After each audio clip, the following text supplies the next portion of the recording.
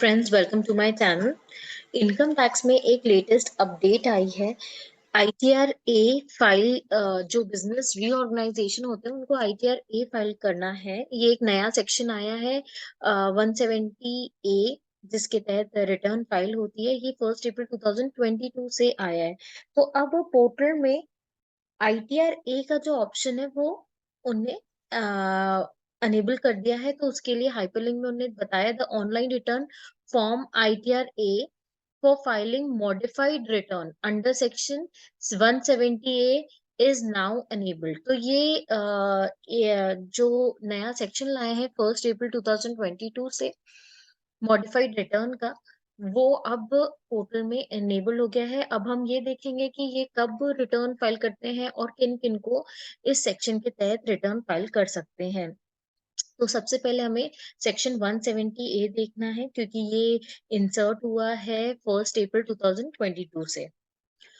ये बताता है कि effect of order of tribunal और court in respect of business reorganisation. जब भी बिजनेस रीऑर्गेनाइजेशन होता है तो हाई कोर्ट ऑर्डर के थ्रू या ट्रिब्यूनल और adjudicating authority as defined in clause 1 of section 5 of insolvency and bankruptcy code 2016, इनके ऑर्डर के पहले अगर ऑर्गेनाइजेशन ने इनकम टैक्स रिटर्न सेक्शन 139 के तहत कोई भी असेसमेंट ईयर की फाइल करी है, जिस असेसमेंट ईयर पे ये ऑर्डर हाई कोर्ट का, ट्रिब्यूनल का, एजुकेटिंग अथॉरिटी का एप्लीकेबल है, तो उनको 6 महीने का टाइम दिया जाता है कि जब बिजनेस रीऑर्गेनाइजेशन ऑर्डर पास हो रहा है तो उस ऑर्डर डेट के 6 महीने के अंदर अंदर वो मॉडिफाइड रिटर्न अंडर सेक्शन 170 ए फाइल कर सकते हैं। मैं एक बार सेक्शन रीड भी करती हूँ।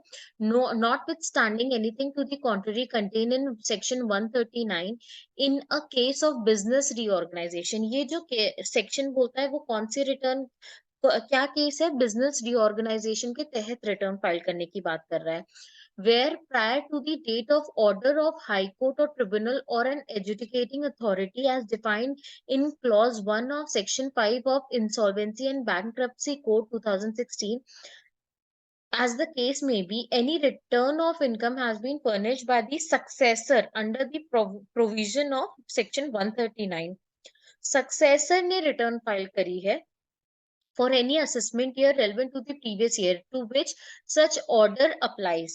Such successor shall furnish within a period of 6 months from the end of the month in which the said order was issued a modified return in such form and manner as may be prescribed in accordance with and limited to the said order। तो ये ले तो आए थे section, उसके बाद later on circular issue हुआ, notification, जिसके थ्रू उनने रिटर्न भी बताया कि रिटर्न किस तरह से फाइल करनी है।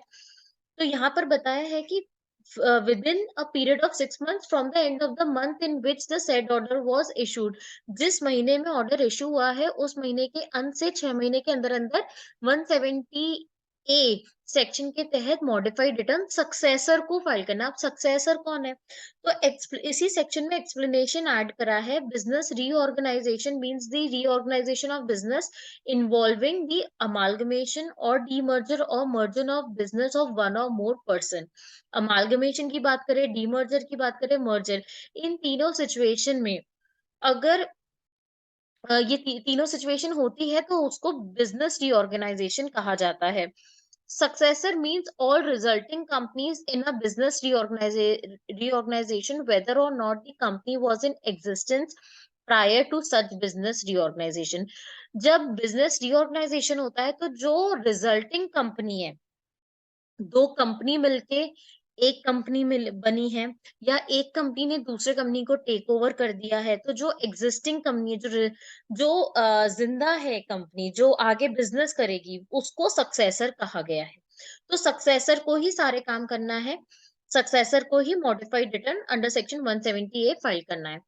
अब नोटिफिकेशन हम देखते हैं। नोटिफिकेशन ये इशू हुआ था सितंबर 2022 में, 19 सितंबर 2022, जिसमें बताया गया है, रूल ऐड करा है। रूल के थ्रू ही आईटीआर ए लेकर आए हैं, return of income under section 170 ए।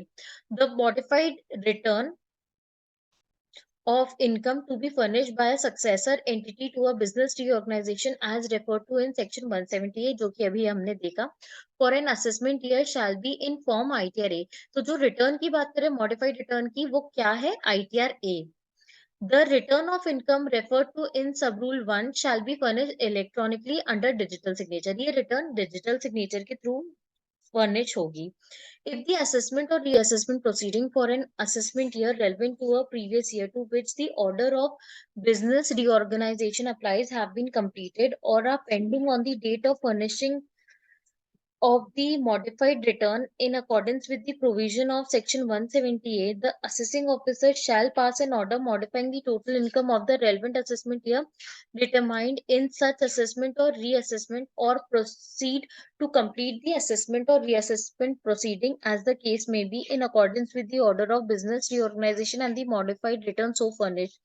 अगर कोई असेसमेंट और रीअसेसमेंट प्रोसीडिंग एक पर्टिकुलर असेसमेंट ईयर से रिलेटेड चल रही है या फिर कंप्लीट हो गई है या पेंडिंग है ऑर्डर पास करना, एंड उससे रिलेटेड मॉडिफाइड रिटर्न सबमिट हो रही है, तो असेसिंग ऑफिसर ऑर्डर पास करेगा modifying the total income of the relevant assessment year determined in assessment और रीअसेसमेंट.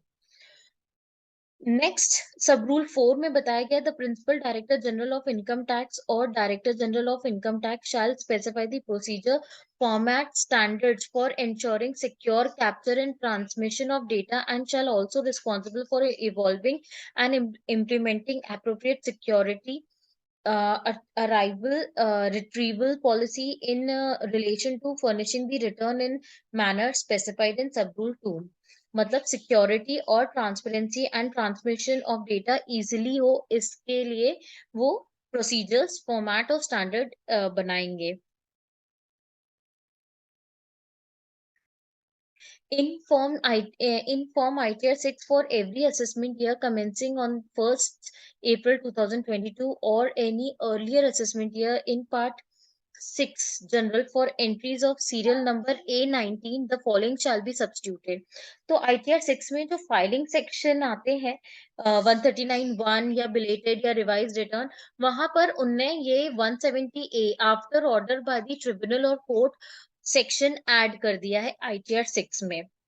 एंड अब ITR A के लिए जो जनरल इंफॉर्मेशन है वो क्या रहेगी, उसका फॉर्मेट दिया गया है कि जो सक्सेसर एंटिटी रहेगी उसकी डिटेल बतानी है, मतलब पैन ऑफ सक्सेसर जो रिटर्न फाइल कर रहा है, name of successor entity, CIN number क्या है, डेट ऑफ इनकॉर्पोरेशन क्या है, date of commencement of business क्या है, give detail of other successor entities in the scheme of arrangement business organisation, और कौन कौन सक्सेसर एंटिटीज रहे हैं, and give details of predecessor entity, जो पहले का थी एंटिटी उसकी डिटेल देनी है, डिटेल में PAN number, name of the predecessor company, CIN number, date of incorporation, date of commencement, assessment year, पहले भी रिटर्न फाइल की थी कि नहीं, यस या नो, ये सारे जो जनरल इन्फॉर्मेशन है ये सब बतानी है. अगर पहले रिटर्न फाइल की थी तो ITR 6 की acknowledgement number and date of filing of return.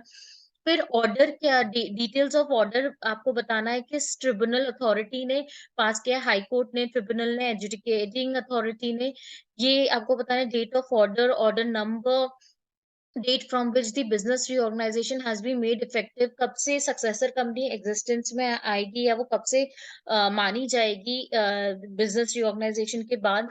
Please upload ITR 6 under section 170A modifying the return, तो ITR 6 170A के तहत आएगी. तो इसके लिए जो अब अरेंजमेंट्स हैं, पहले नोटिफिकेशन आया, अब उनने फाइनली पोर्टल में भी एनेबल कर दिया है कि आप अब इजिली ITR A फाइल कर सकते हैं अगर बिजनेस रीऑर्गेनाइजेशन हुआ है तो होप आपको ये वीडियो हेल्पफुल लगा होगा. नया सेक्शन जो है सेक्शन 170A ये क्या कहता है, कैसे आप ITR A फाइल कर सकते हो, ये सब इस वीडियो में आपको मैंने बताया है. तो प्लीज मेरे चैनल को लाइक करें, मैं ऐसी एजुकेशन वीडियो बनाती रहूंगी. Thank you.